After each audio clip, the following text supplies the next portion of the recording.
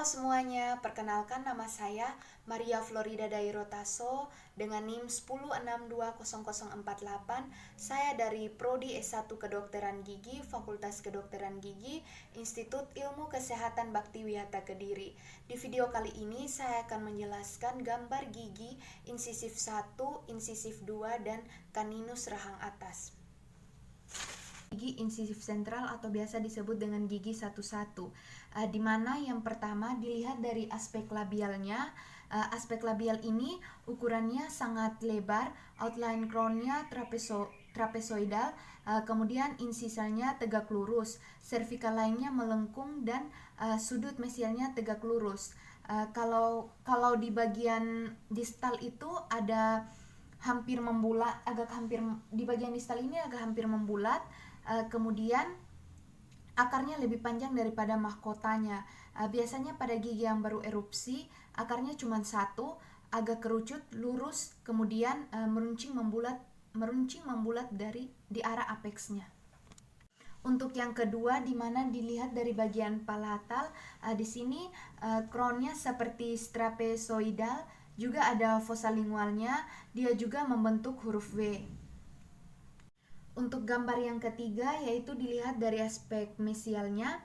Yang pertama di sini outline mahkotanya di bagian lingual cembung, terus cekung cervical line-nya lebih melengkung daripada distal.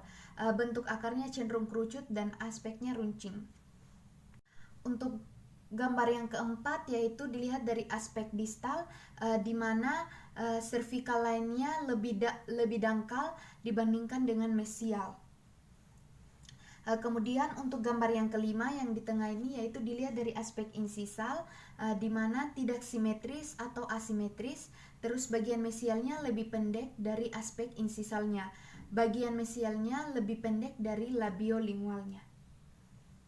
Insisif lateral, di mana yang pertama jika dilihat dari aspek labial, ini ukuran crownnya atau mesial distalnya lebih kecil dari insisif sentral. Kemudian di bagian mesial dan distal, bagian mesial lebih tajam daripada bagian distal, tapi dua-duanya cenderung membulat. Cervical line-nya melengkung menuju akar tapi tidak semelengkung insisal sentral. Kemudian bagian akarnya cuma satu atau single, membentuk seperti kerucut dan membulat di bagian apex. Yang kedua dilihat dari aspek palatal yaitu yang ini, di mana bagian mesial sudutnya lebih tajam daripada bagian distal. Kemudian ada fossa di lingual atau cekungan seperti huruf V. Fossa lingualnya juga tajam dibandingkan insisif sentral, dan singulumnya juga lebih menonjol. Untuk yang ketiga yaitu dilihat dari aspek mesial, yaitu yang ini, di mana seperti insisif sentral rahang atas, tapi lebih kecil ukurannya. Cervical line-nya lebih dalam ke insisal daripada aspek mesial gigi. Dan aspek labiolingualnya ini lebih besar daripada bagian mesio atau distal. Untuk yang keempat dilihat dari aspek distal, di mana lebih kecil dan lebih konveks daripada aspek mesial. Ada cervical line tapi tidak terlalu melengkung seperti aspek mesial. Kemudian untuk yang kelima dilihat dari aspek insisal seperti gambar yang di tengah ini, bentuknya hampir oval dan membentuk romboid. Terima kasih. Kemudian untuk gambar yang ketiga yaitu ada gigi kaninus rahang atas.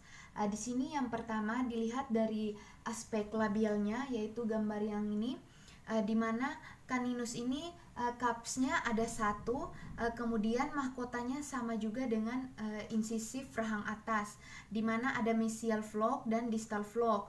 Mesial forknya lebih pendek dibandingkan dengan distal fork. Mesial fork cenderung lebih lurus dan distal forknya lebih membulat. Kemudian outline-nya distal dan mesialnya lebih menyempit karena cervical outline mahkotanya terlihat secara patogenal.